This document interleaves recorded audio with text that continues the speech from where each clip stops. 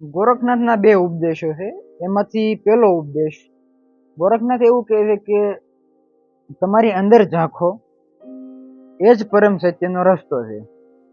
જો બહાર શોધવા જશો તો આખું જીવન ભટકતા રહેશો.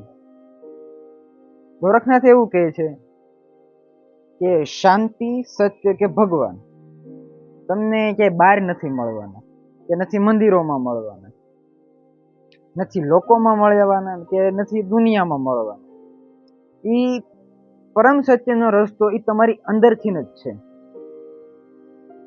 જ્યારે વ્યક્તિ પોતાની અંદર વળે છે, પોતાની અંદર ઉતરે છે, ધ્યાનમાં ઉતરે છે, ત્યારે જીવનના દરેક રહસ્યો જે છે એ આપમેળે ખુલી જાય છે.